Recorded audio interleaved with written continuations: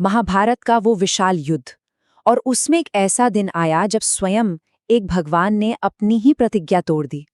जी हाँ, आज हम बात करने वाले हैं कुरुक्षेत्र के उसी नाटकीय और निर्णायक 9वें दिन की, जिसने युद्ध का रुख हमेशा हमेशा के लिए बदल दिया।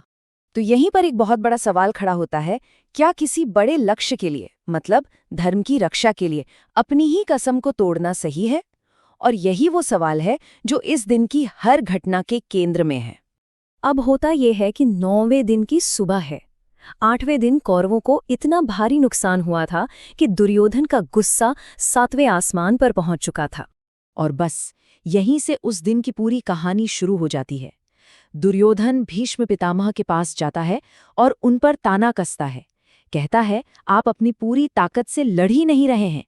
ये ताना एक छोटी सी चिंगारी जैसा था, जिसने आगे चलकर एक भयानक आग लगा दी। बस ये सुनना था कि भीष्म का क्रोध भड़क उठा और उन्होंने गुस्से में एक भीषण प्रतिज्ञा ले ली। ये कोई मामूली धमकी नहीं थी, ये एक ऐसा संकल्प था जिसने आने वाले कुछ घंटों का पूरा भविष्य ही तय कर दिया था। और जैसे ही भीष्म ने ये प्रतिज्ञा ली, मानो युद्ध भूमि का पूरा नक्शा ही बदल गया। इसके बाद जो हुआ वो एक ऐसा प्रलयंकारी आक्रमण था जिसने पांडव सेना की मानो नींव हिलाकर रख दी।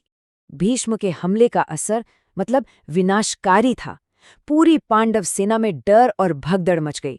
ये सिर्फ एक फिजिकल हमला नहीं था, ये उनके मनोबल पर, उनके हौसले पर एक सीधा प्रहार था। देखिए, भीष्म ने एक के बाद एक अपने दिव्य अस्त्र चलाने शुरू कर दिए। देखते ही देखते अनगिनत सैनिक और योद्धा मारे गए। हालत इतनी ज्यादा खराब हो गई थी कि धृष्टद्युम्न और सात्यकी जैसे बड़े बड़े महारथियों को भी पीछे हटना पड़ गया। अब इस पूरे विनाश को देखकर श्रीकृष्ण समझ गए थे कि हालात कितने गंभीर हैं। उन्होंने अर्जुन से बिल्कुल साफ साफ कहा, अर्जुन, अगर आज भीष्म को नहीं रोका गया तो ये मान लो कि पांडव सेना का विनाश निश्चित है। और बस यहीं से ये कहानी युद्ध के सबसे इमोशनल मोड़ पर आ जाती है।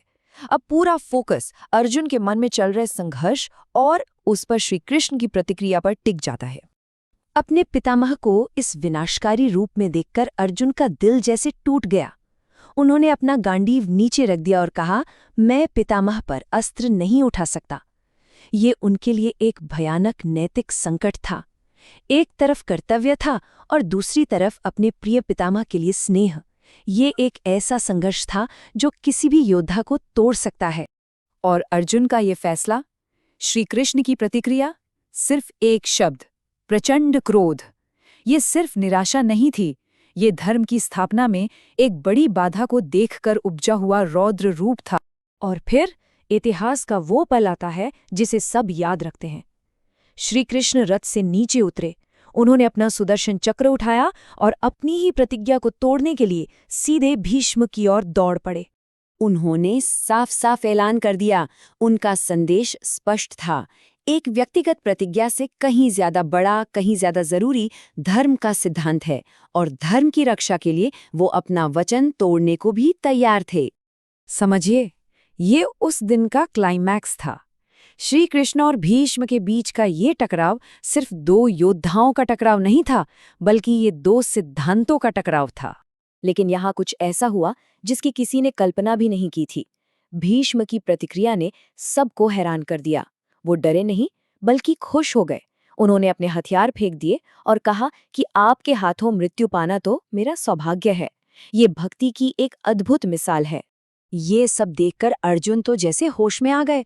वो पूरी तरह से हिल चुके थे। वो दौड़कर श्री कृष्ण के पैर पकड़ लेते हैं और फिर से पूरी शक्ति से युद्ध करने की प्रतिज्ञा करते हैं। अर्जुन के इस संकल्प ने ही श्री कृष्ण के क्रोध को शांत किया और उस महासंकट को टाल दिया। तो जब दिन ढला और युद्ध रुका, तो बैटलफील्ड पर तस्वीर एकदम साफ थी। कौरवों का मनोबल आसमान छू रहा था, क्योंकि भीष्म अपने चरम पर थे, जबकि पांडव सेना को भारी नुकसान हुआ था और पूरी सेना में अव्यवस्था फैल चुकी थी। तो आखिर इस पूरे असाधारण दिन से हमें क्या सीखने को मिलता है? इसका सार क्या है? देखिए, ये 9वां दिन कई वजहों से इतिहास में दर्ज हो गया। ये भीष्म का सबसे भयंकर युद्ध था।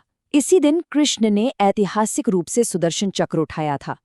ये पूरे युद्ध का इमोशनल पीक था और इसने अर्जुन के मन के गहरे नैतिक संघर्ष को सबके सामने ला दिया। और आखिर में जो सबसे बड़ी बात ये कहानी हमें सिखाती है वो ये है कि धर्म की रक्षा के लिए जो कि सबसे बड़ा कर्तव्य है, स्वयं भगवान भी अपनी प्रतिज्ञा तोड़ने को तैयार हो जाते हैं। और ये एक ऐसा विचार है जो हर युग में, हर समय में प्रासंगिक रहता है।